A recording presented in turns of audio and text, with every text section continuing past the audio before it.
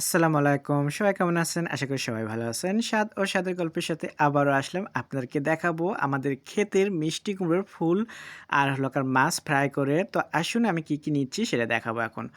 তো আমি এখানে মাছ নিছি, ফ্লে মাছ, এটা হলো তেলাপুয়ের আর হলো মিষ্টি কুমড়োর যে ফুল গাছ থেকে তুলে নিয়ে আসলাম সেইটাকে। এখন আমি এটাকে ডুবো তেলে বেসন দিয়ে ফ্রাই করব। তো বেসন দিয়ে ফ্রাইয়ের জন্য করে আমি মাছটাকে আগে মাখিয়ে রাখবো। তো মাছ মাখার জন্য আমি এখানে নিয়ে নিলাম ফিশ সস, মানে এটা ফিশ সস দিচ্ছি। এখানে অন্য কোনো মসলা দেব না। আর সাথে দিয়ে দিচ্ছি লেবু। তো এই ২ টা উপকরণ দিয়ে আমি মাছটাকে একটু ভালোভাবে মেখে আমি এটাকে রেখে দেব। আর এই ফাঁকে এটার জন্য করে যে উপকরণগুলো থাকবে অন্য সেটাকে তৈরি করে নেব। তো এটা কিন্তু আপনার সাথেই করতে পারেন। আর এভাবে মাছ ভাজি করলে কিন্তু খুবই ভালো লাগে। বাচ্চা, ছোট, বড় সবাই খুব পছন্দ করে। তো মাছটাকে মেখে রাখলাম দেখলেনই সামান্য ২ টা উপকরণ দিয়ে এটা। এখন আমি বেসনটাকে গুলে নেব।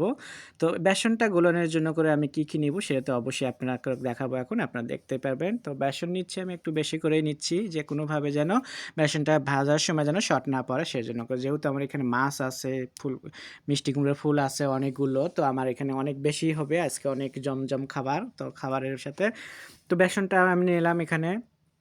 একটু ঝাল করব। বেসনে আমি দিয়ে দিচ্ছি গুঁড়ো মরিচ পাউডার। এটা লোকের পছন্দ ঝাল হয় এই গুঁড়ো মরিচ পাউডারটা। আবার কালারটাও সুন্দর আসে লাল একটা। তো আমি এখানে দিয়ে দিচ্ছি স্বাদ মতো লবণ। তো লবণ দিচ্ছি আমি। তারপরে একটু দিয়ে দেব ফুড কালার। কালারটাকে আরেকটু সুন্দর নিয়ে আসার জন্য ডিপ, তো এর জন্য করে ফুড কালার দিচ্ছি আমি লালটাকে। আর একটু আদা রসুন বাটা। তো দেখা গেছে আদা রসুন বাটা আমি এটাতে খুব পছন্দ করি। এখানে যদি আপনার চাইলে ধনেপাতা, কাঁচামরিচও দিতে পারেন, এটাও খুব ভালো লাগে। তো যেহেতু আমি ফুলটাকে আজকে অন্যভাবে করতেছি এর জন্য করে আমি ওটা দিচ্ছি না। তো যাই হোক এখন পানিটা দিয়ে সুন্দরভাবে বেসনের গুলাটা আমার একটু গুলে নিতে হবে। তো যেন পানি বেশি না হয়, একেবারে ইয়ে না হয়। তা আমার গুলানোটা দেখেন আপনারা, আমি আস্তে একটু পানি দিচ্ছি, দিয়ে আমি সুন্দরভাবে এটাকে গুলে নেব।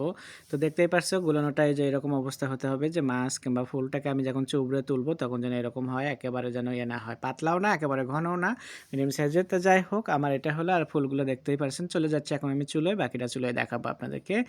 তো চলে আসলাম, তেল অলরেডি আগেই বসে দিয়েছিলাম। তো তেলটাও গরম হয়ে গেছে। এখানে মাছ আর ফুলকপি বড়া নিয়ে আসলাম। এই হাতে বেসন যেটা গুলে রাখছিলাম সেটাকে নিয়ে আসলাম। তো এখন সুন্দরভাবে আমি এখন প্রথমে মাছটাকে একটু ভেজে নেব, তারপরে গুলো দেবো আমি।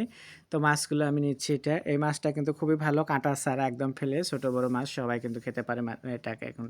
আর ফিশ সস দিয়ে মাখানো যেহেতু এটা কিন্তু আরও সুন্দর লাগে, স্বাদের ভরপুর হয়। তো গরম তেল হয়ে গেছে, আমি তেলের মধ্যে প্রথমে মাছ দিয়ে দিচ্ছি এভাবে। তো সবগুলো মাছই আমি এখানে দেব। আমার যেহেতু কড়াই বড় আবার তেলও বেশি, তো এর জন্য করে আমার বেশি সময় লাগবে না। ২ খোলা দিলেই আমার এটা মাশাআল্লাহ হয়ে যাবে। তো আমি এখন মাছটাকে দিচ্ছি। তোমাদের যাদের পছন্দ এরকম অবশ্যই বাসায় বানিয়ে খাবা। আর আমার নতুন ভিডিও দেখার জন্য অবশ্যই তো আমাকে সাপোর্ট করবা। আমি তোমাদের সাপোর্টের জন্যই বসে আছি। তো আশা করি আপনারা সাপোর্ট করবেন এভাবে। তো মাছটাকে আমি এখন দিচ্ছি দেখতেই পারছো। তো আমি বললাম একসাথে আমার অনেকগুলোই দেওয়া যাবে। তো সেজন্য করে আমি দিচ্ছি। আর বেসনটাকে উত্তরগুলো খুব ভালো হয়েছে। তো দেওয়ার পরে আমি মাছটাকে এখন উল্টে পাল্টে সুন্দরভাবে ভাজবো। বাকি যে ফুলটা থাকবে সেটাও আমি এই সেম ভাবে আমি ওই বেসনের ভেতর থেকে চুবড়ে এভাবে ভেজে আমি নেব। তো এটা দেখতেই পারছো মোটামুটি লাল হয়ে গেছে। এখানেও কিন্তু বেসন ফুলও দেওয়া আছে, ওই যেটা রাখতেছি সেটা কিন্তু ফুল। তো এরকম ২ টা ফুলও আছে এখানে বড় সাইজের।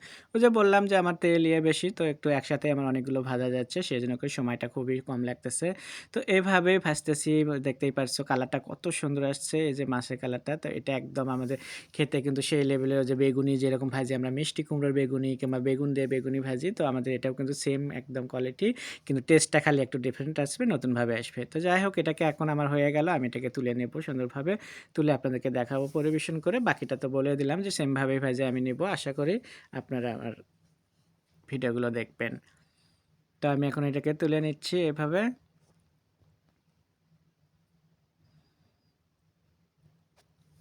তো সবগুলো তুলে নেওয়ার পরে দেখতেই পারছো তোমরা কতটা সুন্দর এটা হয়েছে। এটা গরম ভাতের সাথে কিংবা খেতে খুবই ভালো বিকেলে নাস্তা হিসেবে তো পরিবেশন হয়ে গেল। আশা করি ভালো লাগবে। তো তোমাদের যদি ভালো লেগে থাকে, স্বাদ ও স্বাদের গল্পর সাথে থাকবে, বেশি লাইক কমেন্ট শেয়ার করবে। নতুন ভিডিও দেখার জন্য আমার ইউটিউব চ্যানেলটাকে সাবস্ক্রাইব করবে। সবাই ভালো থাকবেন।